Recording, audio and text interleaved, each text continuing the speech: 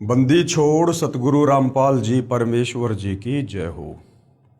परम पिता परमात्मा सारी सृष्टि के रचनहार कुल मालिक असंख्य ब्रह्मांडों के स्वामी जगत गुरु तीनों लोकों में प्रवेश करके सबका धारण पोषण करने वाले राजाधिराज आत्माधार नाथों के नाथ देवों के देव महादेव सर्वेश्वर महेश्वर मृत्युंजय अजरो अमर आदि अनादि सनातनी प्रभु जगत पिता जगदीश्वर श्री श्री 1008 की उपाधि के वास्तविक अधिकारी अकाल मूरत सौद स्वरूपी राम वासुदेव सर्वगतम ब्रह्म परम पूज्य प्रथम पूज्य परम संत परम पुरुष परम धनी परम दयालु सत्य कबीर हक्का कबीर अल्लाहु कबीर अल्लाहु अकबर बाखबर अल्लाह ताला जगत के तारणहार जगत के मुक्तिदाता जगत के जगन्नाथ हारे के सहारे हिंदुओं के राम मुसलमानों के अल्लाह सिखों के वायुगुरु ईसाइयों के मसीह दया के सागर दयानिधि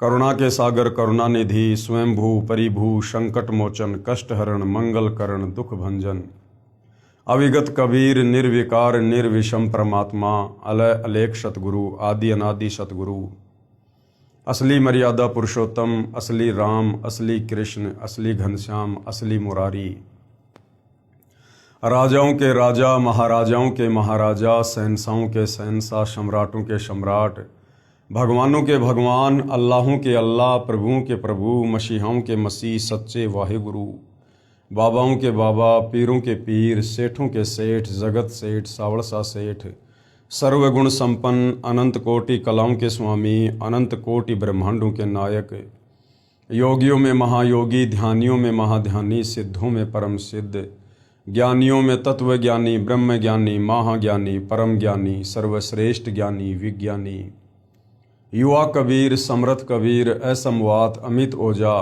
सच्चे रहनुमा करीम अल्लाह सुभान अल्लाह दुनिया के अंतिम पैगंबर 8 सितंबर 1951 से गांव धनाना जिला सोनीपत हरियाणा भारतवर्ष की पावन भूमि पे प्रकट रियल कल्कि भगवान श्री नारायण साकार हरि श्री बाबा साहेब नूर अनंत परमात्मा सच्चे दरवेश सच्चे बाखबर संत श्रोमणी सतगुरु रामपाल जी परमेश्वर जी के चरण कमल में आप और हम सभी भाई बहनों का अनंत कोटि दंडवत प्रणाम।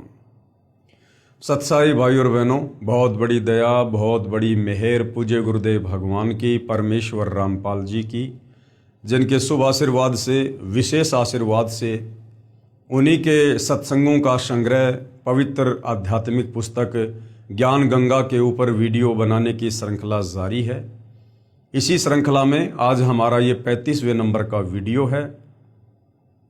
प्रत्येक वीडियो में पूज्य गुरुदेव भगवान के आशीर्वाद से हमें भक्ति मार्ग के विषय में शास्त्र अनुकूल साधना के विषय में बहुत कुछ जानने और समझने को मिल रहा है, जो जानने की इच्छा हमारी सदियों से थी। सतयुग में थी, त्रेता युग में थी, द्वापर युग में थी और कलयुग के प्रथम चरण में थी, परंतु हमारे तत्व ज्ञानहीन नादान केवल संस्कृत भाषा के तथाकथित विद्वान धर्म गुरुओं की अज्ञानता के चलते जो वे शास्त्रों को समझ नहीं पाए, शास्त्रों में परमेश्वर के विषय में भक्ति मार्ग के विषय में क्या लिखा है उसकी अच्छे से समझकर व्याख्या करके समाज को नहीं बता पाए, जिसके चलते भाई और बहनों सदियों से आत्मा अपने परमपिता परमेश्वर की प्राप्ति के लिए भटक रही है। और हमारे जितने भी पूर्वज थे वो इन हमारे तत्व ज्ञानहीन नादान धर्म गुरुओं की नादानी के चलते आज प्रेत योनि में भूत योनि में नरक में लक 84 योनियों में अपना कष्ट भोग रहे हैं। तो भाई और बहनों, आज सदियों बाद युगों बाद परमपिता परमेश्वर कबीर साहिब जी ने स्वयं धरती पर तत्वदर्शी संत के रूप में सतगुरु रामपाल जी के नाम से प्रकट होकर पूरे विश्व के मानव समाज के ऊपर एक बहुत बड़ा उपकार किया है, बहुत बड़ा रहम किया है। आज परमेश्वर इन सभी धर्मों के सभी धर्मशास्त्रों से हमें उनका वास्तविक सार ज्ञान निकाल कर दे रहे हैं।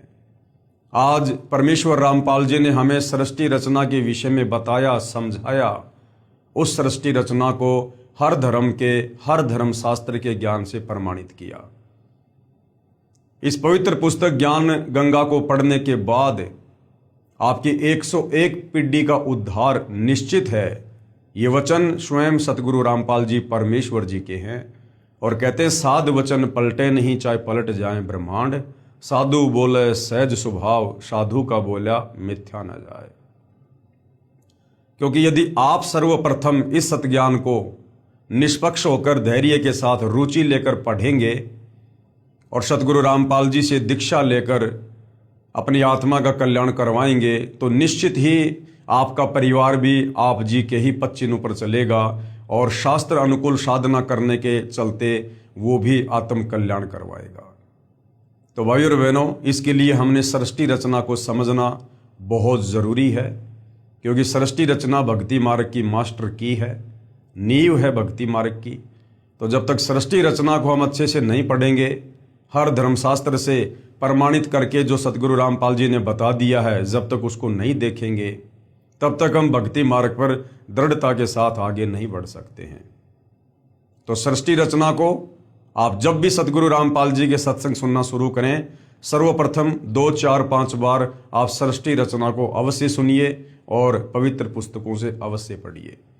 और ये सृष्टि रचना आपको विश्व में केवल सतगुरु रामपाल जी के सत्संगों से सुनने को मिलेगी या उन्हीं के कर कमल से लिखित पवित्र पुस्तकों से मिलेगी। बाकी किसी भी धर्म का कोई भी धर्मगुरु, आचार्य, शंकराचार्य, संत, महंत, मंडलेश्वर, यहाँ तक कि 33 करोड़ देवी देवता और देवी देवताओं का राजा इंद्र और ब्रह्मा विष्णु महेश भी इस कंप्लीट सृष्टि रचना से परिचित नहीं है।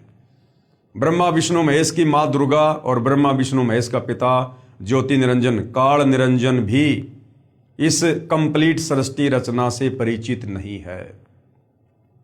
वो स्वयं गीता जी का ज्ञान देते समय अर्जुन से कह रहा है कि अर्जुन, मैं भी विचार काल में इस कंप्लीट सृष्टि रचना को यहाँ नहीं बता सकता, मुझे भी इसके आदि और अंत का ज्ञान नहीं है।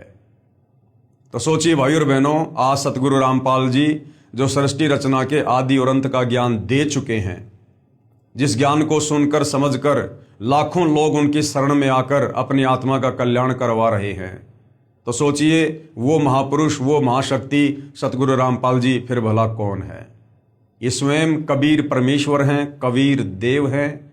इनके अलावा अपने द्वारा रची गई सृष्टि की जानकारी इस सृष्टि में अन्य कोई जीव नहीं दे सकता, क्योंकि इस कबीर परमेश्वर जी के अलावा चाहे अक्षर पुरुष हो, चाहे ज्योति निरंजन हो, चाहे दुर्गा या ब्रह्मा विष्णु महेश हो, सब जीव संज्ञा में हैं। तो भाई और बहनों, बहुत बड़ा रहम किया है सतगुरु रामपाल जी ने, यदि आप उनके सत्संग सुनकर इस बात को समझना चाहो तो। अन्यथा ये मनुष्य जन्म हमारा बर्बाद हो जाएगा, बेकार हो जाएगा।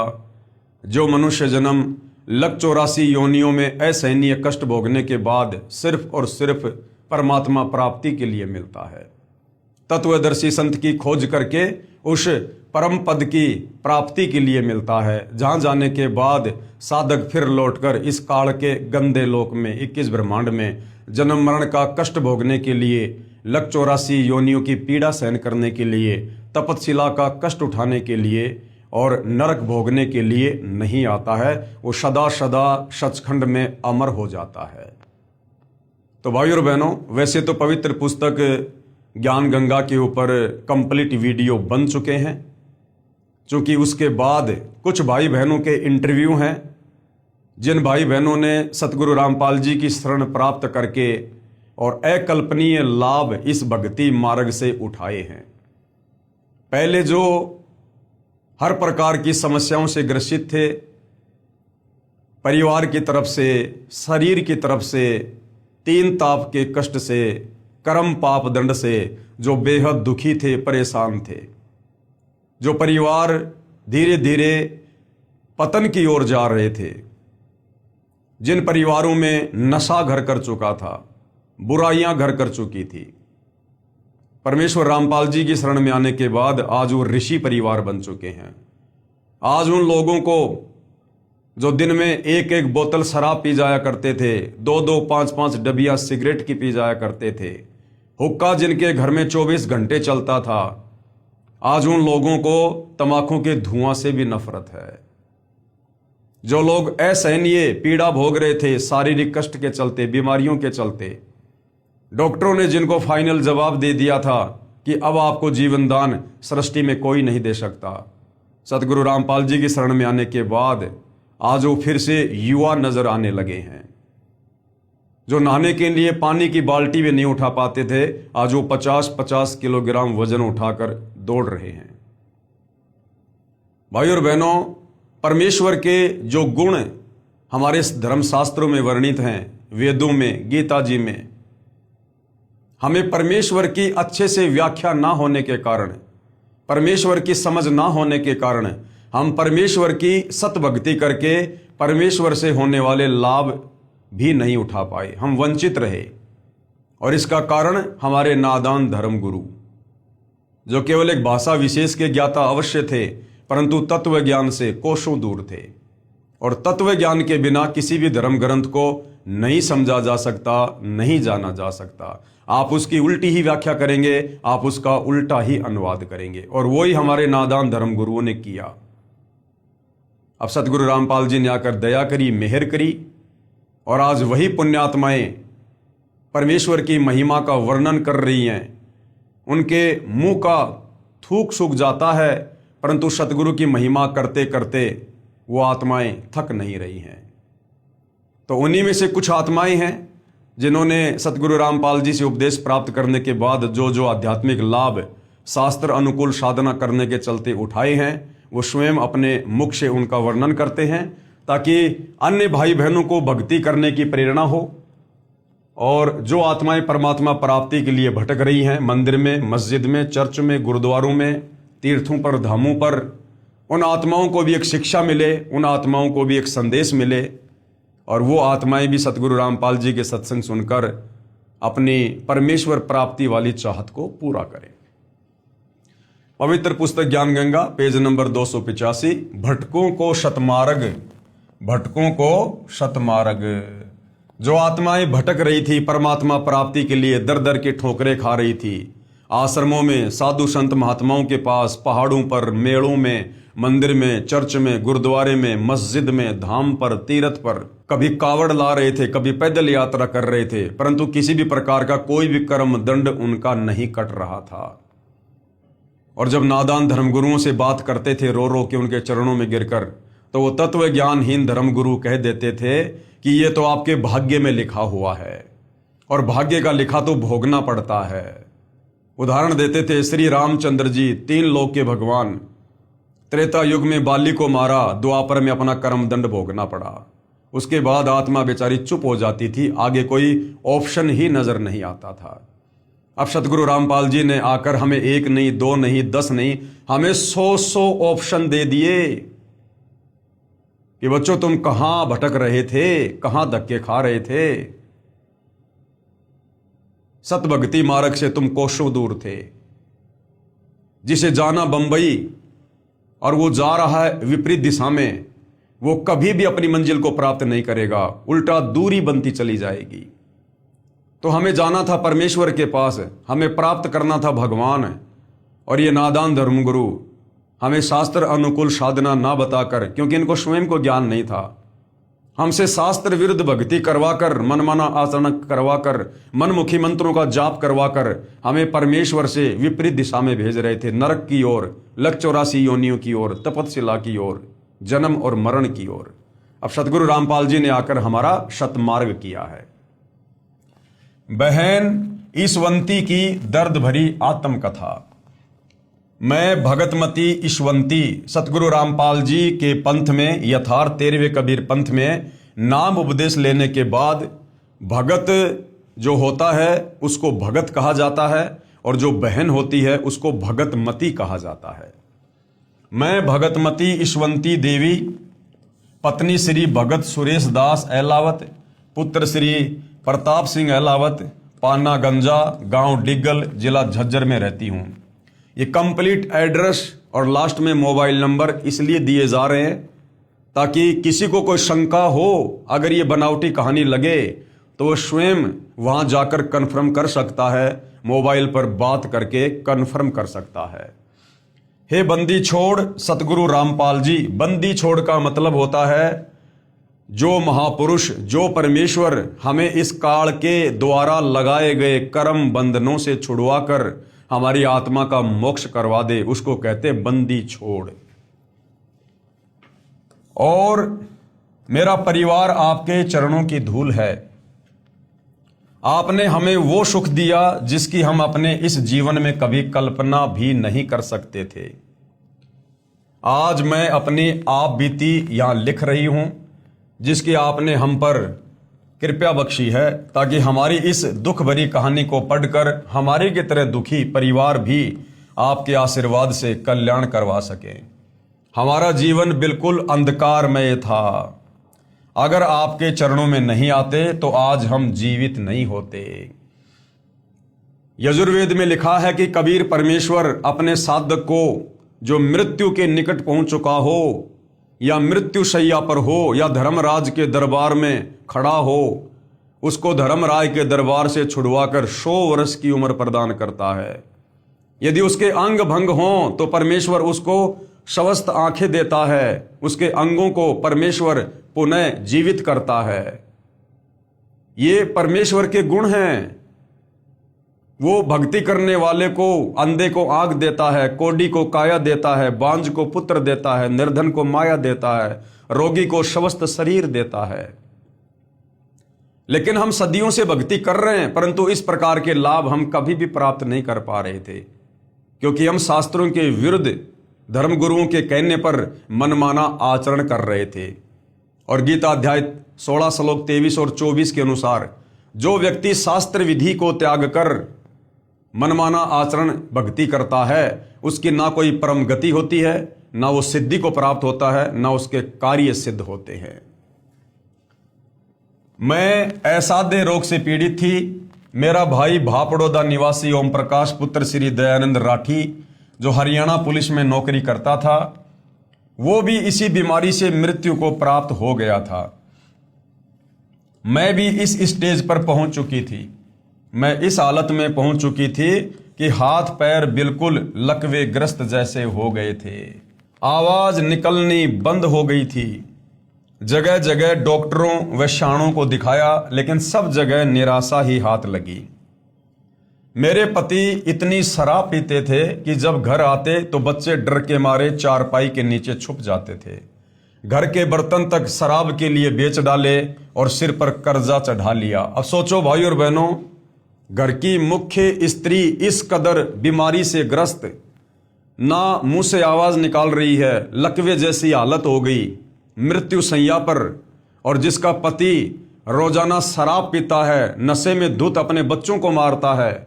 बच्चे अपने बाप से डरकर चारपाई के नीचे छुप जाते हैं। जिन बच्चों ने अपने पिता को देखकर खुशी जाहिर करनी होती है कि पिताजी आएंगे, फल फ्रूट लाएंगे, और जिस बाप ने शाम को घर आकर अपने बच्चों को गले लगाना चाहिए, वो बच्चे अपने पिता के डर से और चारपाई के नीचे छुप रहे हैं। सोचिए उस परिवार की क्या हालत होगी। पड़ोसी भी तंग थे। एक दिन तो नशे की हालत में ये मुझको उठाकर डालान पाने के कुएं में डालने चल पड़ा था। महापाप ओपरी हवा ने कहा कि किसकी क्या पोरस चलेगी, यानी किसकी क्या मजाल, मैं इस घर को बर्बाद करके छोड़ूंगा। मेरे भाइयों ने मेरे ऊपर ढेर सारा पैसा शाणों व डॉक्टरों के चक्कर में बर्बाद कर दिया, लेकिन मुझे कोई फायदा नहीं हुआ। मेरा पति शराब पीता था तथा बच्चे छोटे छोटे थे। ससुराल में कोई सहारा नहीं था।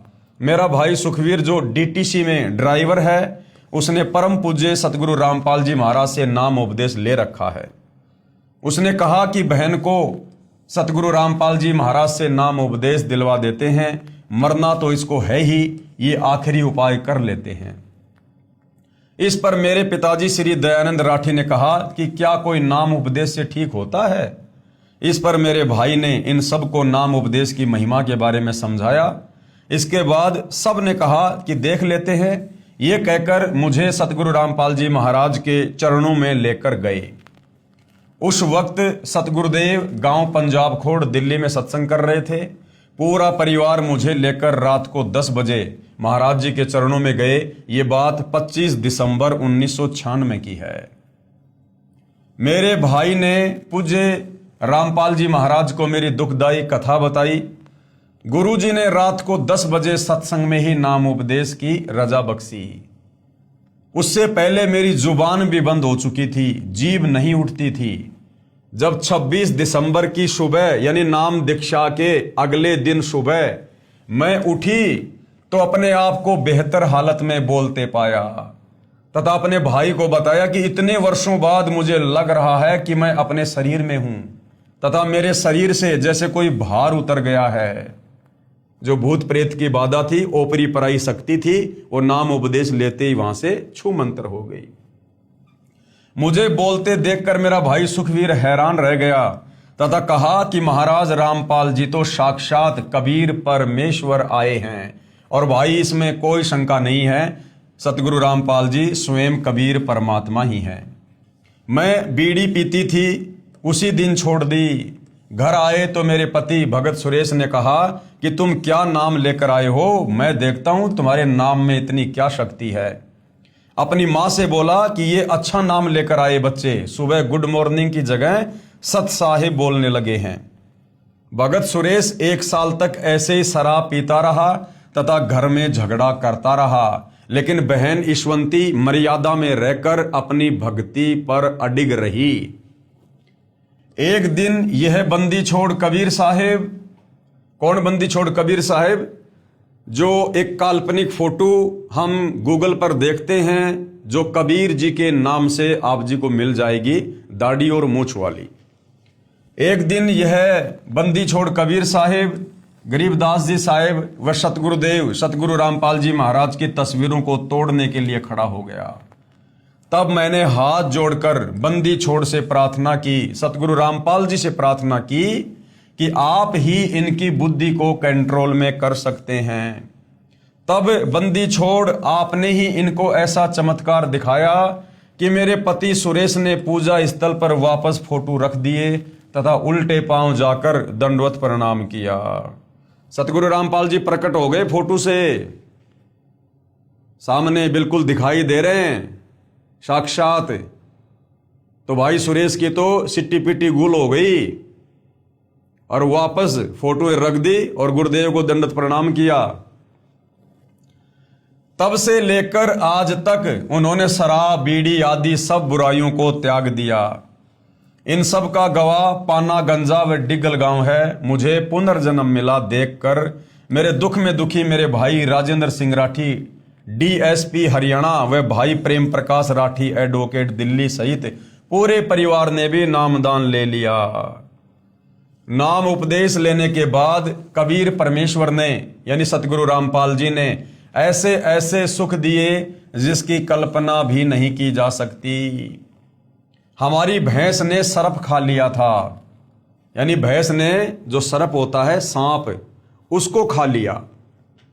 भैंस का बिल्कुल बुरा हाल था। डॉक्टर को दिखाया तो उन्होंने बताया कि इसने कोई जहरीली वस्तु खा ली है तथा 10 इंजेक्शन लगा दिए। अगले दिन भैंस की आंखों से नीला पानी बहना शुरू हो गया, यानी जहर का असर हो गया तथा भैंस अंधी हो गई। डॉक्टर भी हाथ खड़े कर गए। तब रात में शौपन में, अब ध्यान देना भाइयों, तब रात में शौपन में सतगुरुदेव रामपाल जी भगवान नजर आए। उन्होंने भैंस के शरीर पर हाथ फेरा। सुबह उठे तो हमने तथा पड़ोसियों ने अपनी आंखों से भैंस के मुंह में सांप को देखा तथा उसको निकाला। अब चाहते तो सतगुरु रामपाल जी बिना शौपन में दर्शन दिए भी भैंस को स्वस्थ कर सकते थे, सांप को बाहर निकाल सकते थे, लेकिन इस प्रकार के हल्के फुल्के चमत्कार परमात्मा जी इसलिए दिखाते हैं ताकि भक्ति करने वाली भगत आत्मा को विश्वास हो कि वास्तव में ये यहाँ हमारा नुकसान होना था, लाखों रुपयों का भैंस मरनी थी, लेकिन आज मैं गुरुदेव भगवान की शरण में हूं, इसलिए मेरे परमेश्वर की रजा से हमारी भैंस स्वस्थ हुई है। तो इस प्रकार के छोटे मोटे चमत्कार गुरुदेव अपने भक्तों के विश्वास को बनाए रखने के लिए करते हैं। भैंस स्वस्थ हो गई तथा पूरा दूध देने लग गई। ऐसे ऐसे पता नहीं कितने सुख आपने हमें दिए। कल तक हमारे पास 10 रुपए तक नहीं थे। अब जिस परिवार में पिता शराब पीता हो, माता बीमार पड़ी हो और कोई खैर खबर लेने वाला नहीं, तो उस परिवार में 10 रुपए कहाँ मिलेंगे।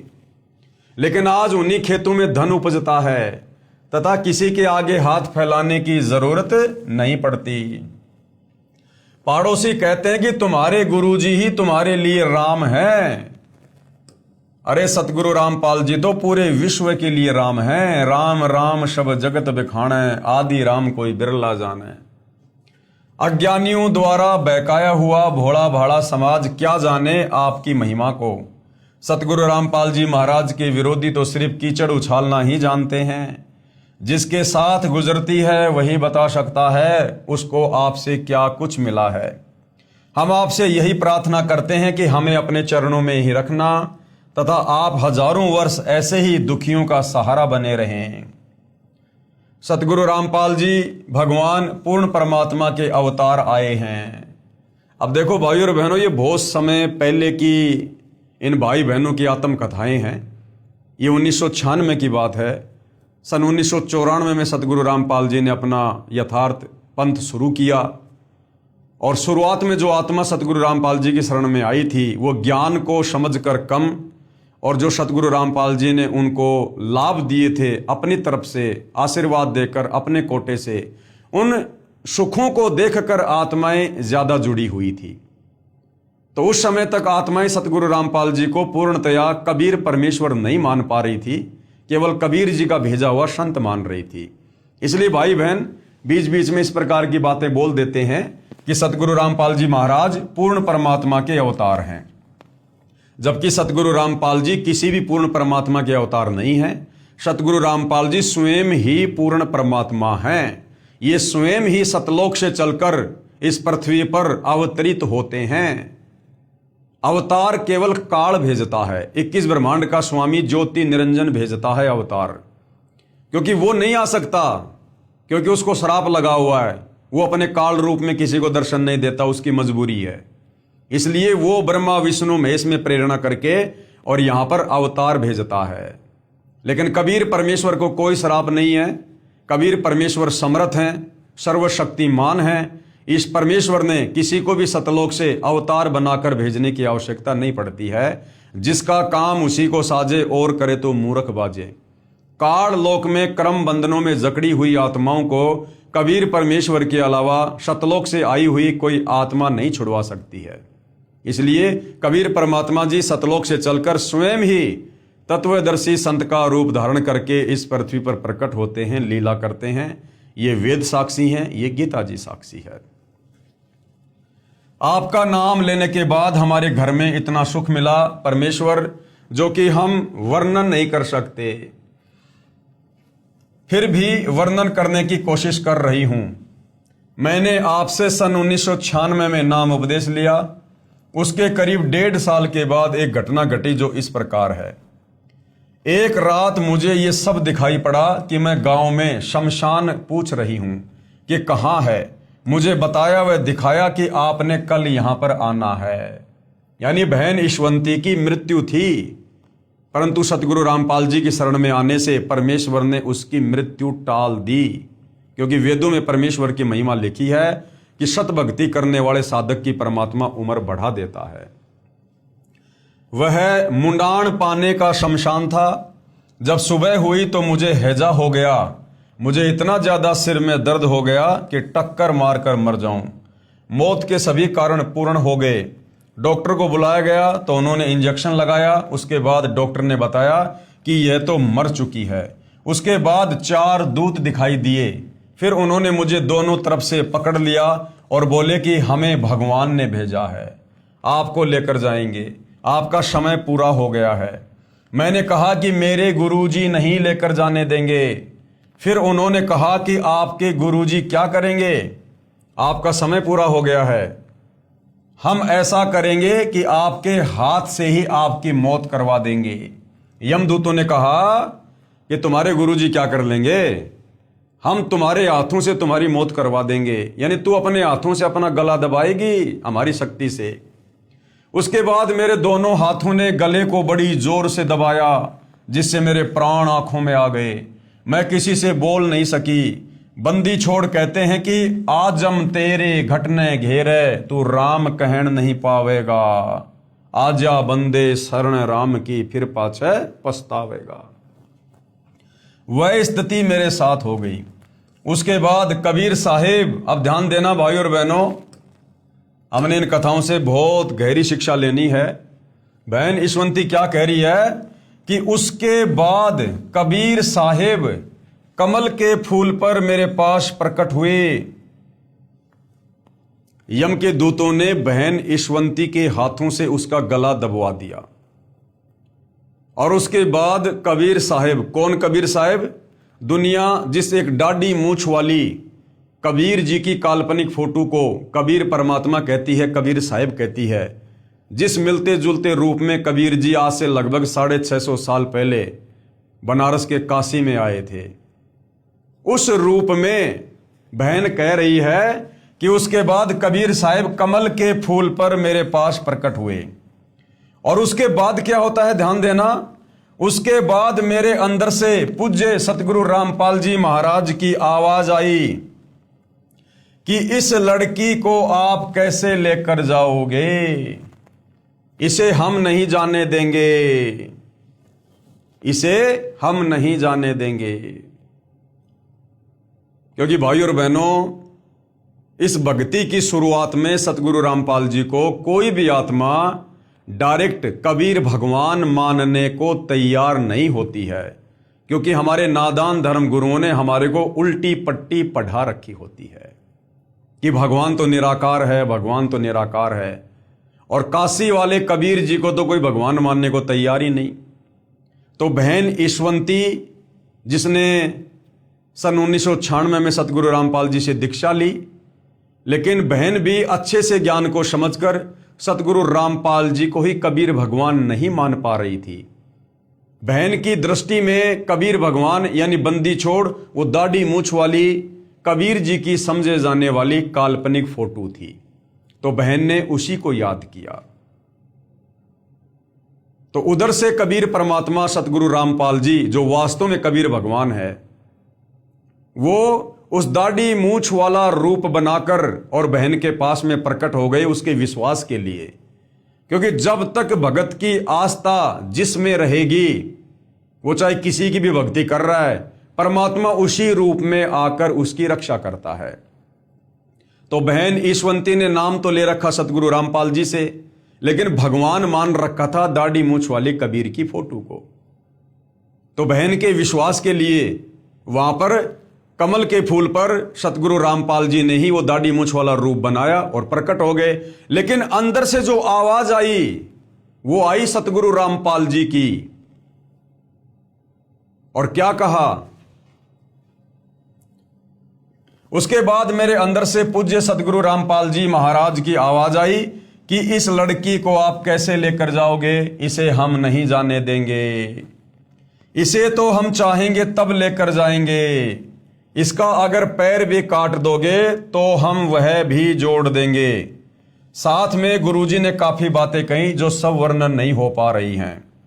उसके बाद यम के दूत भाग गए। उसके बाद गुरुजी ने मुझे कहा कि बेटी डर मत, तेरी मौत को हमने टाल दिया, अब हम चाहेंगे तब लेकर जाएंगे। दूसरा कारण क्या था भाइयों और बहनों? जब आप अध्यात्म की गहराई में जाएंगे, सतगुरु रामपाल जी के सत्संग सुनेंगे, तो आपको पता चलेगा। जब कबीर परमात्मा प्रथम बार सतलोक से चलकर अपने पुत्र जोगजीत का रूप बनाकर 21वें ब्रह्मांड पर, जहां पर ये ज्योति निरंजन काल ब्रह्म रहता है, तपतशिला पर जीव भून भून के खाता है, वहां पर इस काल निरंजन की और कबीर परमात्मा की अपने पुत्र जोगजीत के रूप में मुलाकात हुई थी। तो काफी कुछ वरदान कबीर परमेश्वर ने इस काल को दिए थे। और इस काल में एक वचन ये भी मांगा था कि मैं आपका रूप बना सकूं, ये आप मुझे वरदान दे दो। तो कबीर परमेश्वर जो अपने पुत्र जोगजीत के रूप में थे, परमेश्वर ने कहा कि ठीक है भाई, आप मेरा रूप बना लेना। मेरे जिस भगत के पास में सत भक्ति मंत्र होगा, शब्द होगा, उसको तू कुछ नहीं कर पाएगा। वचन भर लो, वचन भर लिया, अकबर लिया भाई। न्यो बोला जी कि चारों युगों में, 3 युगा में जीव थोड़े ले जाना, सतयुग, त्रेता और द्वापर, और चौथा युग जब आवे कलयुग, कितने ले जाइयो। ने बोला वह बड़ी अड़ाई तन तया। अच्छा भाई कोई बात नहीं। दूसरा यह है कि मैं आपका रूप बना सकूं, मैंने ये आज्ञा दे दो। अग बना लिए तेरे रूप तक की आंट लागेगी, मेरे अंश के पास जिस पास नाम होगा तेरा रूप रह ही नहीं सकता उसके आगे। तो फिर और एक और कहा कि आप जब जाओ ना मृत मंडल में तो एक जगन्नाथ के मंदिर को बनवाइयो, क्योंकि वो काल समुद्र नहीं बनन देगा, मेरा अंश कृष्ण रूप में जाएगा, कृष्ण बौद्ध रूप में, और अपना मंदिर बनवाओगा, पर समुद्र नहीं बनन देगा। बनवा दूंगा भाई। फिर कहते हैं कि त्रेता युग में समुद्र पर पुल बंधवाइयो। अकाछे पंगे पाए रहते थे। तो भाई और बहनों, इस काल ब्रह्म ने, इस ज्योति निरंजन ने वो रूप क्यों मांगा था? क्योंकि काल निरंजन ने दिमाग लगाया कि ये जो जोगजीत है, जो मेरा भाई है, क्योंकि वो पहचान नहीं पा रहा था परमात्मा उसके भाई के रूप में थे, जोगजीत के रूप में थे। अगर स्वयं अपने ओरिजिनल रूप में आ जाएं तो इसका कलेजा फट जाए। तो उसने कहा कि आप मुझे अपना रूप दे दो कि मैं ये आप वाला रूप बना सकूं, जोगजीत वाला। यस कर दी। काल ने क्या सोच के रूप मांगा था कि जोगजीत नीचे जाएगा और नीचे जाके क्या करेगा, ये जीवों को ज्ञान समझाएगा। और ज्ञान कैसे समझाएगा? उनका गुरु बनेगा, ये सतगुरु की भूमिका करेगा, तत्वदर्शी संत की भूमिका करेगा। और जो इसके भगत होंगे, क्योंकि जोगजीत नीचे जाके पूरी सृष्टि रचना बताएगा, मुझ काल के विषय में बताएगा, ब्रह्मा विष्णु महेश की स्थिति के बारे में बताएगा कि ये पूर्ण परमात्मा नहीं है, इनकी पूजा से कोई लाभ नहीं है। तो नीचे तमाम आत्माएं तत्व ज्ञान से परिचित हो जाएंगी, ये वेद शास्त्रों का खुलासा करेगा। तो जो इसके भगत होंगे वो भगत इस जोगजीत के ऊपर आश्रित हो जाएंगे और वो मुझ काल की भक्ति पूजा छोड़ देंगे। और ब्रह्मा विष्णु महेश की भी उनको जानकारी हो जाएगी, ये भी आधे अधूरे भगवान है। तो ब्रह्मा विष्णु महेश में भी उन भक्तों की किसी प्रकार की कोई आस्था नहीं होगी, अन्य देवी देवता तो बहुत दूर की बात है। तो काल ने दिमाग लगाया कि मेरी तो मजबूरी है, मैं तो डायरेक्ट अपने ओरिजिनल रूप में जाके किसी को भ्रमित में कर नहीं सकता।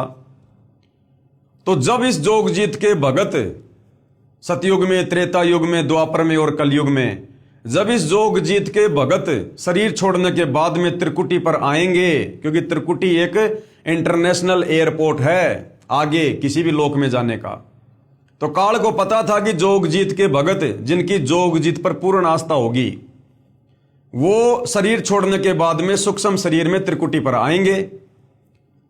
और यहां आने के बाद मैं उनको भ्रमित करने की कोशिश करूंगा, ठगने की कोशिश करूंगा। तो यदि मैं ब्रह्मा विष्णु महेश का रूप बनाकर लोभ लालच दूंगा, ब्रह्मा विष्णु महेश के लोक में जाने की सलाह दूंगा कि मौज करोगे, मस्ती करोगे, चलो तुम्हें बहुत बड़ा वहां पे कोई पद देंगे, तो जोगजीत के भगत जो तत्व ज्ञान से परिचित हैं, धर्मशास्त्रों से परिचित हैं, ब्रह्मा विष्णु महेश की औकात से, सामर्थ्य से परिचित हैं, वो ब्रह्मा विष्णु महेश के चक्कर में नहीं आएंगे। और मैं अपना रूप काल वाला बना नहीं सकता, मेरी मजबूरी है। तो उन भक्तों को यदि ठगा जा सकता है तो उनके गुरु का रूप बनाकर ठगा जा सकता है, क्योंकि भगत तो अपने गुरु के कहने से आगे आगे चलेगा। तो काल ने सोचा कि जोगजीत नीचे जाएगा, गुरु बनकर ज्ञान देगा और गुरु पर उनके भक्तों की आस्था होगी। और फिर जब त्रिकुटी पर ये भगत आएंगे तो मैं जोगजीत का रूप बनाकर, ये दाढ़ी मूंछ वाला रूप बनाकर, जिसे आज दुनिया कबीर परमात्मा कहती है, कबीर साहिब कहती है, जो रूप इस काल ने मांग रखा है कि मैं ये वाला रूप बनाकर और उन भगतों को ठग लूंगा। भगत सोचेंगे हमारे गुरुजी खड़े, हमारे गुरुजी, और मैं उनको कहूंगा बच्चों आ जाओ मेरे पीछे पीछे, चलो शतलोक, और मैं उनको नकली शतलोक में ले जाकर ठोक दूंगा। इसलिए जोगजीत ने वो रूप मांगा था। तो यहां बहन ईश्वंती के पास में, क्योंकि अब हमने दूसरे पहलू से विचार करना है, तो बहन ईश्वंती के पास में उसके प्राण लेने के लिए वो काल जोगजीत का रूप बनाकर, जिसको दुनिया कबीर जी समझ रही है, दाढ़ी मूछ वाली फोटो, उस रूप में आया उसके प्राण लेने के लिए, ताकि ईश्वंती उसे परमात्मा समझकर, कबीर साहिब समझकर और उसके साथ साथ चली जाए और काल उसे अपने जाल में फंसा ले, लक 84 में डाल दे। तो जैसे ही बहन ईश्वंती ने देखा क्योंकि उसकी आस्था उस फोटो में थी कि कबीर जी यही हैं दाढ़ी मूंछ वाले, वो उसी को पूजा करती थी। गुरु जी को केवल अपना गुरु जी माना करती थी, सतगुरु रामपाल जी को। तो बहन ईशवंती ने देखा कि बंदी छोड़ आ गए, कबीर साहब आ गए भाई। लेकिन वो उस समय काल था, बंदी छोड़ के रूप में, जोगजीत के रूप में, दाढ़ी मूंछ वाले रूप में, क्योंकि उसने वरदान मांग रखा है। तो वो कुछ कहता उससे पहले सतगुरु रामपाल जी, रियल कबीर, अंतर्यामी परमात्मा, बहन ईशवंती के अंदर से आवाज देते हैं और उस दाढ़ी मूंछ वाले कमल के फूल पर बैठे हुए काल को, जो कि कबीर के रूप में था, क्या कहा? उसके बाद मेरे अंदर से पूज्य सतगुरु रामपाल जी महाराज की आवाज आई कि इस लड़की को आप कैसे लेकर जाओगे? अब किसको कह रहे हैं सतगुरु रामपाल जी अंदर से आवाज करके? बहन ईशवंती को कौन दिखाई दे रहा था? वो दाढ़ी मूंछ वाला, वो कबीर जिसमें काल था। सतगुरु रामपाल जी कह रहे हैं आप इस लड़की को कैसे लेकर जाओगे? मैं नहीं लेकर जाने दूंगा। कि इस लड़की को आप कैसे लेकर जाओगे? इसे हम नहीं जाने देंगे, इसे तो हम चाहेंगे तब लेकर जाएंगे। इसका अगर पैर भी काट दोगे तो हम वह भी जोड़ देंगे। साथ में गुरुजी ने काफी बातें कही जो सब वर्णन नहीं हो पा रही हैं। उसके बाद यम के दूत भाग गए, उसके बाद वो भाग गए सारे के सारे वहां से। उसके बाद गुरुजी ने मुझे कहा कि बेटी डर मत, तेरी मौत को हमने टाल दिया, अब हम चाहेंगे तब लेकर जाएंगे। इसलिए भाई और बहनों, सतगुरु रामपाल जी के पंथ में यदि वास्तव में पूर्ण मोक्ष प्राप्त करना है तो उस दाढ़ी मूंछ वाली कबीर की समझे जाने वाली काल्पनिक फोटो को हमने अपने घर से, अपने घट से, अपने दिलो दिमाग से डिलीट करना पड़ेगा, निकालना पड़ेगा। क्योंकि देखो अब हम बच्चे नहीं हैं, हमें सतगुरु रामपाल जी ने अच्छे से सारा ज्ञान समझा दिया है। अब हमारे को कॉमन सेंस भी होनी चाहिए, कुछ बातें हमारे को कॉमन सेंस से भी समझ में आनी चाहिए। देखो शुरुआत में स्वयं कबीर भगवान होते हुए भी और सतगुरु रामपाल जी ने आप और हमसे भक्ति करवाने के लिए उस दाढ़ी मूंछ वाली काल्पनिक कबीर की समझे जाने वाली फोटो को कबीर भगवान की फोटो बताकर आप और हमसे भक्ति करवाई। यदि गुरुजी शुरुआत में कह देते कि मैं ही कबीर हूं, 650 साल पहले धानक रूप में काशी में मैं ही आया था, तो भाई और बहनों 1994 में कोई भी सतगुरु रामपाल जी की इस बात पर यकीन नहीं करता और कोई उनके सत्संग सुनना भी पसंद नहीं करता कि ये देखो गांव दनाने का रामपाल जाट है, ये कल का लड़का हमारी आंखों के सामने पैदा हुआ है और ये अपने आप को कबीर भगवान कहता है। अरे पाखंड की भी हद होती है। इस प्रकार के मन में पता नहीं क्या क्या कुविचार उत्पन्न होते, तो हम सतगुरु रामपाल जी के सत्संग सुनना भी पसंद ना करते, उनको अहंकारी समझकर अपनी नादानी के चलते। तो आप और हमें भक्ति पर लगाने के लिए सतगुरु रामपाल जी ने उस फोटो का सहारा लिया। अगर सतगुरु रामपाल जी वेदों से दिखाते कि देखो भाई परमात्मा का नाम है कबीर देव, कबीर परमात्मा, कबीर साहेब जो 650 साल पहले आए थे, ये कबीर भगवान है, और यदि फोटो ना दिखाते तो भाई और बहनों हम उनसे सवाल करते कि गुरुजी आपने वेदों में दिखाया कि कबीर देव ही परमात्मा है। कौन कबीर देव? जो चारों युगों में आता है, जो 650 साल पहले भी आए थे बनारस में। तो गुरुजी उनका कोई फोटो बताओ, उनकी कोई शक्ल दिखाओ भगवान की, ताकि हम उनकी पूजा करें। अगर गुरुजी कह देते कि बेटा वो तो 650 साल पहले आए थे, और 650 साल पहले बेटा ना तो कोई मोबाइल था, ना कोई कैमरा था, ना कोई वीडियो रिकॉर्डिंग का सिस्टम था, तो मैं फोटो कहां से दिखाऊं मैं? तो हम क्या कहते पता है? अच्छी बात कर रहे हो गुरुजी, अरे रामचंद्र जी त्रेता युग में लाखों साल पहले आए, श्री कृष्ण जी द्वापर युग में 5000 साल पहले आए, और देखो गुरुजी आज उनकी कितनी सुंदर सुंदर फोटोएं आपको लाखों मिल जाएंगी। और कबीर जी तो 600 साल पहले आए थे, फिर उनकी फोटो क्यों नहीं हो सकती? तो बताओ हम नादान आत्माओं को क्या समझाते गुरुदेव? तो वे तो अंतर्यामी है, उनको तो पता था। इसलिए गुरुदेव भगवान ने उस काल्पनिक फोटो को हमारे सामने रख दिया, जो कि हाथ से बनाया गया एक चित्र है, और कहा कि यो कबीर भगवान है, ताकि हम गुरुदेव के सत्संग सुने, उनसे उपदेश लें और उस फोटो को भगवान मानकर शत भक्ति शुरू करें। और जब धीरे धीरे धीरे धीरे तत्व ज्ञान सुनेंगे तो 2, 4, 5, 10 साल में तो ये बात समझ में आएगी कि वास्तव में कबीर भगवान वाले काम आज धरती पर कौन कर रहा है। हमें ये इतने सुख, मुर्दों को जीवन, ये कबीर भगवान दाढ़ी मूछ वाले ने दिए या फिर सतगुरु रामपाल जी ने दिए? हमें उपदेश देकर ये ज्ञान, शास्त्रों का गूढ़ रहस्य सतगुरु रामपाल जी ने समझाया या उस दाढ़ी मूछ वाले काल्पनिक कबीर भगवान ने समझाया? तो सतगुरु रामपाल जी ने यह सोचकर कि फिलहाल ये मुझे परमात्मा के रूप में स्वीकार नहीं करेंगे क्योंकि ये तत्व ज्ञान से बहुत दूर हैं, इसलिए सतगुरु रामपाल जी ने उस काल्पनिक फोटो को, जो आपको गूगल पर मिल जाएगी, उसको कबीर भगवान बताकर हमारे सामने पेश किया। वो फोटो हमें दी, उस फोटो की हम पूजा करने लगे। लेकिन भाई और बहनों, अब हमें सतगुरु रामपाल जी ने ज्ञानी बना दिया, विद्वान बना दिया, मास्टर बना दिया भक्ति मार्ग में। अब हमने कॉमन सेंस का भी प्रयोग करना चाहिए। अब यदि हमारी आस्था उसी फोटो में लगी रही तो भाई और बहनों, कल को जब हम त्रिकुटी पर जाएंगे तो स्थूल शरीर छोड़ने के बाद में जो सूक्ष्म शरीर रहेगा उसमें ज्यों के त्यों विचार रहेंगे।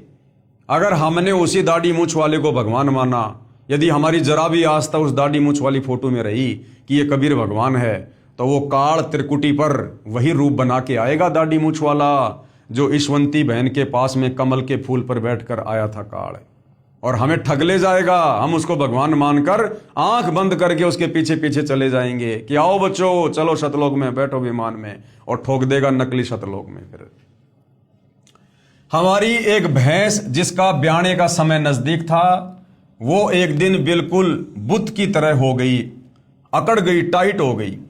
डॉक्टर को बुला कर लाए तो डॉक्टर ने टाइम से पहले ही हाथों से बच्चा निकाला। उसके बाद भैंस ने जेर नहीं डाली। किसी के कहने पर हमने जो थोड़ी सी जेर बाहर होती है उस पर ईंट बांध दी तो वह जेर टूट गई। जेर के टूट जाने पर भैंस की हालत बहुत खराब हो गई क्योंकि अंदर जहर फैल गया। सभी कहने लगे कि यह भैंस अब मरने से बच नहीं सकती। हम घबरा कर रात को ही 5 डॉक्टरों के पास गए, मगर एक भी डॉक्टर नहीं आया। कहते हैं कि यह केस निपटाना हमारे बस की बात नहीं है, अब परमात्मा ही बचा सकता है। उसके बाद बहुत दुखी होकर मैंने आशा छोड़ दी कि आज भैंस को कोई नहीं बचा सकता। अरे भैया, जिसने पिछली बार बचाया था अगली बार भी वही बचाएगा। फिर मैंने कहा कि भगत जी आशा मत तोड़ो, हमारे बंदी छोड़, सब ठीक करेंगे। उसके बाद बंदी छोड़ के सामने दंडोत प्रणाम किया।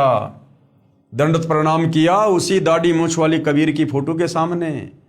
लेकिन भाई रियल में जो बंदी छोड़ है, जो कबीर भगवान है सतगुरु रामपाल जी, वो भोले भगत की आस्था के आधार से, जिसकी भी आस्था है, परमात्मा उस रूप में जाकर उसकी रक्षा अवश्य करता है।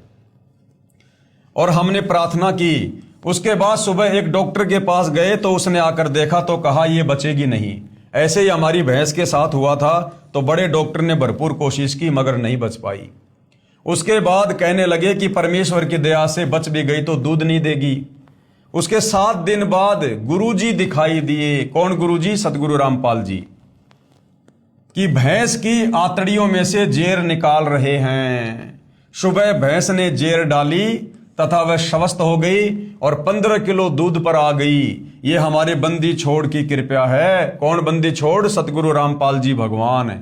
जबकि 4-5 पड़ोसियों की भैंस इसी बीमारी से मर चुकी थी। मेरा छोटा लड़का जिसकी उम्र 14 साल है, नाम नवनीत है, इसे बचपन 6 महीने का था तब से ही निमोनिया हो गया था और 5 साल तक इसकी बीमारी खत्म नहीं हुई। मेरे हर संभव प्रयास करने पर तथा डॉक्टर के मना करने पर भी मैंने हार नहीं मानी। एक दिन मैंने उसे सतगुरुदेव रामपाल जी भगवान से नाम दान दिलवाया। उसी दिन से मानो मेरे बच्चे को कोई बीमारी थी ही नहीं। जबकि भाई और बहनों, नाम दीक्षा तो माता पिता ने पहले अपने बच्चों को दिलवानी चाहिए, यानी पूरे परिवार ने साथ साथ दीक्षा लेनी चाहिए। लेकिन यह भी बहन ईशवंती की कमजोरी थी, थोड़ा ज्ञान की कमी थी कि स्वयं ने नाम ले लिया और उसके कई दिनों बाद फिर अपने बच्चे को नाम दिलवा रही है। यह भी बहन की कमजोरी थी। जबकि ये पता होने के बाद कि परमात्मा धरती पर है, सर्व सुख दाता है, उस बहन के नरक बन चुके परिवार को गुरुदेव ने स्वर्ग कर दिया भक्ति देकर, और फिर भी अपने बच्चों को नाम नहीं दिलवा रही थी। तो ये बहन की कमजोरी थी। आप और हमने भविष्य में इस प्रकार की कमजोरी नहीं दिखानी है। अगर हमारी समझ में बात आ गई है ज्ञान समझकर, तो बच्चों समेत पूरे परिवार ने दीक्षा लेनी चाहिए। बच्चे यदि समझदार हो गए हैं, युवा हो गए हैं और वो यदि नाम दीक्षा नहीं लेना चाह रहे तो बात अलग है, हम उनको समझा सकते हैं, जबरदस्ती नहीं कर सकते। लेकिन बच्चे यदि 5-10 साल के हैं, आपके अधीन हैं, तो फिर आपने बच्चों को नाम तुरंत अवश्य दिलवाना चाहिए, ना जाने काल का कब क्या अटैक हो जाए। बच्चा आज अपनी उम्र के सभी बच्चों से तंदुरुस्त है। ये सभी चमत्कार हमारे गुरुदेव सतगुरु रामपाल जी महाराज की असीम कृपा से हुए। एक दिन पूर्णिमा के सत्संग के समय वर्ष 2004 में बरसात के ना होने के कारण हमारी धान यानी चावल की फसल सूख रही थी और नहर भी आकर चली गई थी। 1 महीना बाद दोबारा नहर आनी थी। वहां पर ट्यूबवेल से पानी देने का साधन नहीं था, हम सिर्फ नहर पर ही आश्रित थे और 1 महीने बाद तो वो फसल नष्ट हो जानी थी धान की। परंतु पूर्णिमा के दिन हम आश्रम से सत्संग समापन के बाद जब खेत को देखने गए तो हमारे 2.5 एकड़ जमीन धान वाली घुटनों घुटनों पानी से भरी हुई थी। ये कभी सौपन में भी नहीं होने वाला कार्य हमारे सतगुरुदेव की कृपा से हो गया और सारे खेत के पड़ोसियों ने अफसोस किया कि ये नहर तो तुम्हारे सतगुरुदेव ने तुम्हारे लिए, सिर्फ तुम्हारे लिए ही बुलवाई है।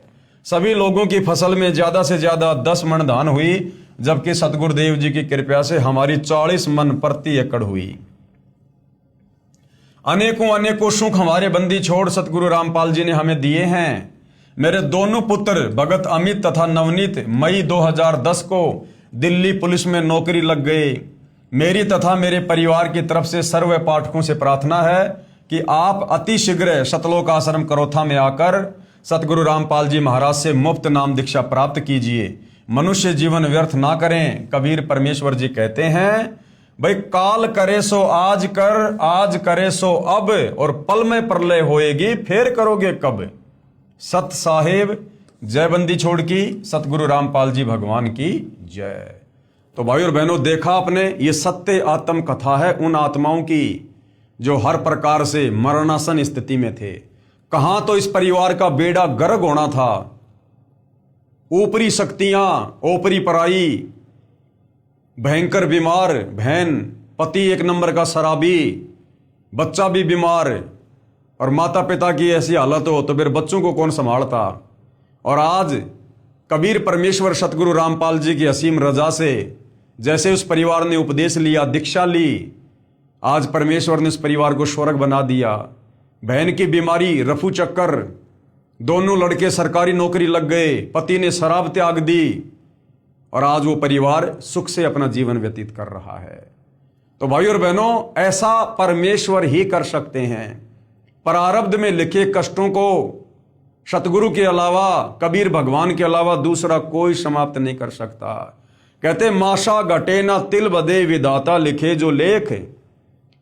इस काल बली ने जो लेख हमारे लिख दिए होते हैं वो कहते हैं मेटे नहीं मिटाए जा सकते, परंतु साचा सतगुरु मेट कर ऊपर मार दे मेख। लेकिन जो सच्चा सतगुरु होता है, पूर्ण सतगुरु होता है, और वो पूर्ण सतगुरु स्वयं कबीर भगवान ही होता है। और इस काल के लिखे लेखों को केवल वो सतगुरु ही समाप्त कर सकता है। चित्रगुप्त के कागजों को सतगुरु ही समाप्त कर सकता है, यदि वो पूर्ण सतगुरु है तो। सतगुरु जो चावे सो करही, 14 कोटि दूत यम डरही। ऊत भूत जम त्रास निवारे, और चित्रगुप्त के कागज फाड़े। इस परिवार के लिए सतगुरु रामपाल जी ने चित्रगुप्त के कागज फाड़ दिए और अपनी लेखनी से उस समर्थ कबीर परमेश्वर सतगुरु रामपाल जी ने इस परिवार का नया सुंदर भाग्य लिख दिया। तो भाई और बहनों, ये आप लोगों के साथ भी हो सकता है, ये सबके साथ हो सकता है।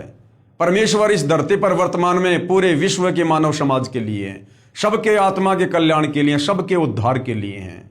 लेकिन कहते हैं भाई सकल पदार्थ है जगमाही, भाग बिना नर पावत नाही। सतगुरु रामपाल जी की शरण प्राप्त करना आम इंसान के वश की बात नहीं है। जिनके युगों युगों के भक्ति संस्कार मजबूत होते हैं वही आत्माएं उनके चरणों तक पहुंच पाती हैं, उनके सत्संगों को सुनकर विश्वास कर पाती हैं और फिर उनसे जुड़कर उपदेश लेकर भक्ति का लाभ उठा पाती हैं। तो ये आपकी आंखों के सामने बहन ईशवंती की आत्मकथा है। उसके बाद एक और भगत आत्मा है जिन्होंने अपनी आत्मकथा बताई है। उजड़ा परिवार बसा, मैं भगत रमेश पुत्र श्री उमेद सिंह, गांव पेटवाड़, तहसील हांसी, जिला हिसार का रहने वाला हूं। अब एम्प्लॉयज कॉलोनी जेल के सामने जिंद में सहपरिवार रहता हूं। नाम लेने से पहले हम भूतों की पूजा करते थे, यानी श्राद्ध निकालना, अपने पूर्वजों के श्राद्ध निकालना, भूतों की पूजा करना। क्योंकि शास्त्र विधि को त्याग कर जो मनमाना आचरण करता है, मरने के बाद वो प्रेत योनि में जाता है। और फिर ये हमारे नादान धर्म गुरु आप और हमें उस प्रेत योनि में ले जाने के लिए उन पूर्वजों की जो भूत बने हुए हैं उनके श्राद्ध निकलवाना शुरू करवा देते हैं। हमारे गांव में बाबा सरिया की मान्यता थी, जिस पर हम प्रत्येक महीने की पूर्णिमा को ज्योति लगाने जाते थे। हम शुक्रवार, जन्माष्टमी, शिवरात्रि का व्रत भी करते थे, पितरों का पिंडदान और श्राद्ध भी निकालते थे। श्राद्ध निकालने के लिए, पिंडदान करने के लिए, व्रत करने के लिए, समाधि पूजने के लिए गीता जी साफ साफ मना कर रही है। फिर भी हमारा घर बिल्कुल उजड़ चुका था। जब मैं 12 वर्ष का था तब मेरे पिताजी की मृत्यु हो गई थी। घर में 3 सदस्य थे, तीनों की आपस में लड़ाई रहती थी। तीनों को भूत प्रेत बहुत दुखी किया करते थे और तीनों बहुत ज्यादा बीमार रहा करते थे। पहले डॉक्टरों को दिखाया पर कोई आराम नहीं हुआ। फिर सेवड़ों के पास गए, कोई कहता तुम 5,000 रुपए दे दो, मैं तुम्हें बिल्कुल ठीक कर दूंगा। कोई कहता तुम 10,000 रुपए दे दो। हम बिल्कुल उजड़ चुके थे, परंतु कोई आराम नहीं हुआ। फिर क्या होता है भाई और बहनों, परमेश्वर अपनी आत्माओं को छल छिद्र करके अपनी शरण में लेता है। मेरे रिश्तेदार भगत रघुवीर सिंह, गांव कोतकला वाले के बार बार कहने से मेरी माता जी ने सन 1996 में सतगुरु रामपाल जी महाराज से नाम ले लिया। मेरी पत्नी को 5 वर्ष उपरांत भी कोई संतान उत्पन्न नहीं हुई थी। मेरी माता जी के कहने से मेरी पत्नी ने भी सतगुरु रामपाल जी महाराज से नाम ले लिया। नाम दान लेते ही 1 वर्ष के अंदर मेरी पत्नी ने एक लड़के को जन्म दिया। मेरा भगवान से विश्वास उठ चुका था, इस कारण मैंने नाम नहीं लिया तथा अपनी माता व पत्नी को भी सतगुरु रामपाल जी के पास जाने से मना करता था। मेरा लड़का जो 15 दिन का था बहुत ज्यादा बीमार हो गया। डॉक्टरों ने कह दिया कि यह लड़का सुबह तक मर जाएगा, इसे ले जाओ। शाम को एक भगत ने बंदी छोड़ सतगुरु रामपाल जी महाराज के बारे में बताया कि आश्रम जिंद में आए हैं, वे पूर्ण संत हैं और वे ही इस बच्चे को ठीक कर सकते हैं। हम डॉक्टरों और सेवड़ों के पास जा जाकर थक चुके थे। मेरा भगवान से विश्वास उठ गया था। मैंने उस भगत को मना कर दिया, किंतु उसने दोबारा फिर प्रार्थना की कि वे स्वयं बंदी छोड़ भगवान ही धरती पर आए हुए हैं, यदि वे दया कर दें तो ये लड़का ठीक हो सकता है। अब देखो भाई और बहनों, भगत जो होता है वो अपने गुरुजी के प्रति श्रद्धावान होता है और होना भी चाहिए। तो उस समय जो भगत थे, सतगुरु रामपाल जी से उपदेश प्राप्त थे, वो बार बार कहा करते थे कि सतगुरु रामपाल जी खुद ही बंदी छोड़ हैं, सतगुरु रामपाल जी खुद ही कबीर भगवान है, धरती पर आए हुए हैं। परंतु हृदय से माना नहीं करते थे, केवल कहा करते थे क्योंकि उनको लाभ हुए, उनको सुख हुए, लेकिन वो हृदय से उनको बंदी छोड़ माना नहीं करते थे। क्यों? अगर वो हृदय से सतगुरु रामपाल जी को ही कबीर भगवान मानते तो उन भक्तों के घरों में आज भी वही दाढ़ी मूंछ वाली कबीर की काल्पनिक फोटो पूजा स्थल पर आपको लगी हुई मिल जाएगी। इसका मतलब अभी भी आस्था भगवान के रूप में उस दाढ़ी मूंछ वाली फोटो में ही है। लेकिन सतगुरु रामपाल जी की संगत में जो साध संगति से जुड़े हुए सत्सेवक भाई बहन हैं, जिन्होंने सतगुरु रामपाल जी के आशीर्वाद से वास्तव में उनको जाना है, उनको पहचाना है और परमेश्वर के रूप में मानकर आज उनकी यथार्थ पूजा कर रहे हैं, शास्त्र अनुकूल साधना कर रहे हैं जो भगवान की होती है, तो उन साध संगति से जुड़े भाई बहनों के घरों में आपको सतगुरु रामपाल जी के अलावा अन्य किसी की कोई फोटो नहीं मिलेगी। क्योंकि उन साध संगति से जुड़े भाई बहनों ने अपने गुरुदेव को ज्ञान आधार से और हृदय से बंदी छोड़ के रूप में स्वीकार कर लिया है कि एक साधे सब सदे, सब साधे सब जाए, माली सींचे मूल को फले फूले अगाए। उन आत्माओं ने ज्ञान आधार से निर्णय लिया कि जब हमारे गुरुदेव स्वयं कबीर भगवान हैं, धरती पर प्रकट हैं, तो वो 650 साल पहले वाली यानी जिस रूप में कबीर भगवान आए थे, आज वो काल्पनिक फोटो हमारे किस काम की, जब आज स्वयं वो कबीर भगवान साक्षात हमारे गुरुदेव के रूप में प्रकट हैं। तो और ऐसे तो ना जाने कितने अरबों खरबों बार ये कबीर भगवान सतगुरु रामपाल जी सतयुग से लेकर त्रेता द्वापर और कलयुग में आते रहते हैं, जाते रहते हैं। तो हम कितनी फोटोओं को पूजेंगे, कितने स्वरूपों को पूजेंगे। तो वर्तमान में यदि हमने मोक्ष चाहिए तो अपने प्रेजेंट गुरु को, अपने वर्तमान गुरु को ही अपना इष्ट मानकर पूजना होगा, अपना भगवान मानकर पूजना होगा। उन्होंने फिर प्रार्थना की कि वे स्वयं बंदी छोड़ भगवान ही आए हुए हैं, यदि वे दया कर दें तो ये लड़का ठीक हो सकता है। उस भगत के इतने विश्वास के साथ कहने पर मैंने अपनी माता जी को अनुमति दे दी। मेरी मां ने लड़के को ले जाकर सतगुरु रामपाल जी महाराज के चरणों में रख दिया और रोते हुए प्रार्थना की कि महाराज जी, ये बच्चा मर चुका है, अब आप ही इसे ठीक कर सकते हो। तब बंदी छोड़ सतगुरु रामपाल जी महाराज ने कहा कि कबीर परमेश्वर की रजा से ये ठीक हो जाएगा। अब सतगुरु रामपाल जी की तो मजबूरी है कि जब तक भगत उनको कबीर परमात्मा नहीं मानेंगे, तब तक सतगुरु रामपाल जी ने तो उस काल्पनिक फोटो को कबीर भगवान कहना ही पड़ेगा। तो सतगुरु रामपाल जी ने कहा कि कबीर परमेश्वर की रजा से यह ठीक हो जाएगा। अगले दिन जब बच्चे को मरना था वह ठीक हो गया। बोलो बंदी छोड़ सतगुरु रामपाल जी भगवान की जय हो। हमारा उजड़ा हुआ घर बंदी छोड़ सतगुरु रामपाल जी महाराज की कृपा से दोबारा बस गया। अगर वो लड़का मर जाता तो उस लड़के का पिता अपनी मां को और अपनी पत्नी को घर में भक्ति नहीं करने देता कि क्या कर लिया तुमने नाम दीक्षा लेकर, कह रहे थे कि भगवान है भगवान है। तो सतगुरु रामपाल जी ने उन दोनों आत्माओं को भक्ति मार्ग पर लगाए रखने के लिए और धीरे धीरे उस नादान प्राणी को भी नास्तिकता से आस्तिक बनाने के लिए अपनी तरफ से उस बच्चे को जीवित किया। इतना चमत्कार देखकर भी पाप कर्मों की वजह से मैंने नाम नहीं लिया और पहले वाली पूजा तथा भूतों की पूजा ही करता रहा। अब सोचिए, लड़का मर जाता तो वो कैसे नाम दीक्षा लेता, घर वालों की भक्ति और छुड़वा देता। जो बच्चा जिंदा होने के बाद भी सतगुरु रामपाल जी की भक्ति नहीं कर पा रहा और भैरव भूत की भक्ति में लगा हुआ। हमारे घर पर बंदी छोड़ गरीबदास जी महाराज की वाणी का पाठ सतगुरु रामपाल जी महाराज करते थे और मैं बाहर जाकर शराब पीता था। फिर 1 वर्ष बाद एक दिन हमारे घर पाठ हो रहा था। तब शाम को बंदी छोड़ सतगुरु रामपाल जी महाराज ने सत्संग किया। तब मैंने सत्संग सुना और नाम भी ले लिया। फिर हमारे घर में दुख नाम की चीज नहीं रही। मेरी माता जी ने किसी के बहकावे में आकर नाम खंडित कर दिया। कुछ समय बाद सन 2000 में मेरी मां को अचानक पैर में जलन होने लगी। डॉक्टरों को दिखाया, उन्होंने बताया कि इसे ब्लड कैंसर है, ये 10-15 दिन में मर जाएगी। अगर पीजीआई चंडीगढ़ में ले जाओगे तो वहां 1.5 लाख रुपए लगकर ये ज्यादा से ज्यादा 1 साल तक जीवित रह सकती है, परंतु दर्द कम नहीं होगा। बंदी छोड़ सतगुरु रामपाल जी महाराज ने बताया कि आपकी माता जी ने नाम खंडित कर दिया है, यानी मर्यादा तोड़ दी। जैसे बिजली का बिल ना भरने से, कनेक्शन कट जाने से बिजली से मिलने वाला लाभ बंद हो जाता है, उसे फिर सुचारू करवाना पड़ता है। मेरी माता जी ने अपनी गलती की क्षमा याचना की। महाराज जी ने दोबारा नाम दिया तथा सिर पर हाथ रखा।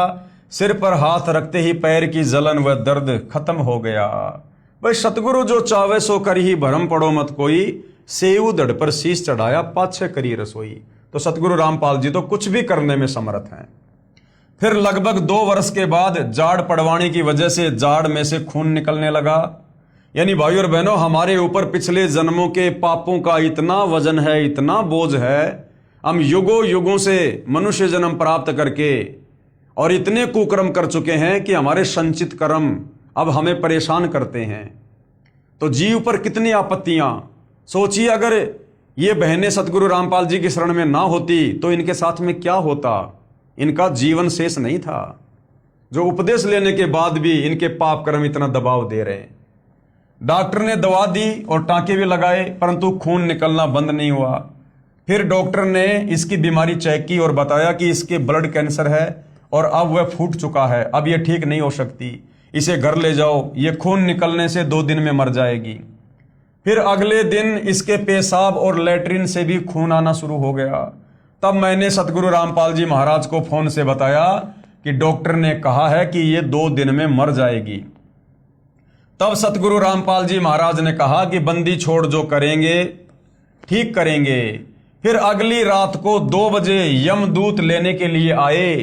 यानी भाई और बहनों, उस भगत की माता जी का आगे जीवन शेष नहीं था। और ये दास बार बार आप लोगों को कहता है कि सतगुरु रामपाल जी ने हजारों नहीं बल्कि लाखों भक्तों का, भाई बहनों का जीवन एक्सटेंड कर रखा है। उनकी श्वासें अपनी तरफ से बढ़ाई हुई हैं। ये परमेश्वर के गुणों में है, उनके लक्षणों में है, अन्यथा हम भक्ति नहीं कर सकते। ये सतगुरु रामपाल जी भगवान हमें अपनी शरण में लेकर, काल के बंधन से छुड़वाकर, जमानत लेकर तब हमसे भक्ति करवाते हैं, पल पल अपनी नजरों में रखकर। अन्यथा इस काल के लोक में ब्रह्मा विष्णु महेश भी एक मंत्र नहीं जप सकते जो सत्य मंत्र है। इस काल के किस ब्रह्मांड में ब्रह्मा विष्णु महेश भी सत्य नहीं कह सकते। और आज सतगुरु रामपाल जी के भगत सीना ठोक कर सत्य का प्रचार कर रहे हैं।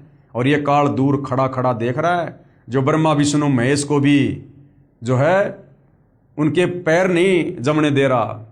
इतनी प्रबल शक्ति है किस ब्रह्मांड की ये ज्योति निरंजन काल। और आज सतगुरु रामपाल जी के जो मर्यादित भगत हैं, ये उनके 100 कदम भी नजदीक नहीं फटकता। इतना डरता है कबीर भगवान सतगुरु रामपाल जी से। काल जो पीसे पीसना जोरा है पणिहार, ये 2 असली मजदूर हैं मेरे साहिब के दरबार। मेरी मां ने कहा कि तेरे पिताजी वे 10 वर्ष पहले गुजर चुके थे, मुझे लेने के लिए आए हुए हैं। वो भूत बना हुआ था, वो भूत बना हुआ था, शास्त्र विरुद्ध साधना करके मरने के बाद में भूत बना हुआ था। अब वो उसको लेने के लिए आया था। इतना कहते कहते वह यमदूत मेरी मां के अंदर प्रवेश कर गया और कहने लगा कि मैं इसे लेकर जाऊंगा। यानी बाद में उसकी मां ने बताई सारी हकीकत जो सूक्ष्म रूप में उसको दिखाई दे रही थी। इसका समय पूरा हो चुका है, मेरे को चाय पिलाओ। तब हमने उसके लिए चाय बनाने के लिए रखी ही थी। यानी इनकी माताजी बोल रही थी, वो यम के दूत यानी उसका जो पिता था जो भूत बन चुका था, उसकी मां के अंदर सूक्ष्म रूप में प्रवेश करके उसकी मां के मुख के माध्यम से बोल रहा था, मेरे को चाय पिलाओ। तब हमने उसके लिए चाय बनाने के लिए रखी थी। इतने में वह यम के दूत कहने लगा कि पता नहीं तुम्हारे घर में कितनी बड़ी शक्ति है, वह मुझे मार रही है, मैं यहां और नहीं रुक सकता। शब्द शक्ति यानी सतगुरु रामपाल जी की शक्ति सूक्ष्म रूप में उन यमदूतों की पिटाई कर रही थी। मुझे जल्दी से चाय पिलाओ, मैं जा रहा हूं। और गर्म चाय ही पी गया। जाते हुए कहने लगा कि तुम्हारे घर में पूर्ण परमात्मा खड़े हैं, पूर्ण परमात्मा, मैंने इसे नहीं ले जा सकता। यह कहते हुए वह चला गया। 1 मिनट के बाद ही खून बिल्कुल बंद हो गया। जीभ और दांत जो काले हो चुके थे बिल्कुल साफ हो गए। और बंदी छोड़ सतगुरु रामपाल जी महाराज की कृपा से वह पूरी तरह से पहले से भी स्वस्थ हो गई।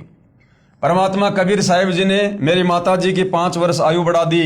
24 जुलाई 2005 को शत भक्ति करके शतलोक प्रस्थान किया। बोलो बंदी छोड़ सतगुरु रामपाल जी महाराज की जय। सत साहिब। भाई और बहनों, परमात्मा ने केवल 4-5 साल ही उम्र क्यों बढ़ाई? 24 जुलाई 2005 तक की उम्र क्यों बढ़ाई? क्योंकि भाई और बहनों, शुरुआत में आत्माएं ज्ञान आधार से नहीं जुड़ी हुई थी। बस उन सुखों को देख देख कर घर में बेटा हो गया, फसल बढ़िया हो गई, कैंसर ठीक हो गई, जलन ठीक हो गई। इन चीजों को देखकर लोग सतगुरु रामपाल जी से जुड़े हुए थे। और जब तक आप ज्ञान को आधार बनाकर नहीं जोड़ोगे, आप कभी भी डगमग हो जाओगे। तो सतगुरु रामपाल जी को पता था, अंतर्यामी भगवान को, कि 12 जुलाई 2006 को तो करोथा कांड होगा। और करोथा कांड के बाद उस आत्मा के मन में दोष आना था। वो सारी भक्ति कमाई गुरु में दोष देख के नष्ट करने वाली थी, बर्बाद करने वाली थी भक्ति छोड़कर। तो परमेश्वर ने उस आत्मा को 4-5 साल की उम्र बढ़ा के उससे भक्ति करवा दी। और करोथा कांड होने से पहले पहले उस आत्मा का शरीर भी छुड़वा दिया, ताकि उसकी भक्ति सुरक्षित रहे और उस आत्मा को तुरंत दूसरा मनुष्य जन्म मिल जाए और फिर से किसी भगत के घर में जन्म लेकर अपने आगे की भक्ति शुरू कर दे। तो ये अंतर्यामी परमात्मा भाई और बहनों, ये अध्यात्म के डॉक्टर हैं। इनको पता है किस आत्मा का किस प्रकार से इलाज करना है। तो इनकी शरण में आने के बाद फिर भगत की नहीं चलती है, कोई मीन मेक नहीं चलती है। यदि भगत ने अपने आप को गुरुदेव के चरणों में सरेंडर कर दिया, ज्ञान को समझ लिया, तो भगत का काम है मर्यादा में रह के भक्ति करना, सत्य कहना, सत्य के मार्ग पर चलना, अपने गुरु जी के पद चिन्हों पर चलना। बाकी काम फिर पूर्ण ब्रह्म परमेश्वर सतगुरु रामपाल जी का होता है। तो भाई और बहनों, ये जो आपने 2 आत्म कथाएं सुनी हैं, लास्ट में इन्होंने अपना मोबाइल नंबर दिया है, भगत रमेश दास, मोबाइल नंबर इतना है। ये बिल्कुल सत्य हैं, इनमें कोई मीन मेख नहीं है, किसी को झूठ बोलने का कोई शौक नहीं है।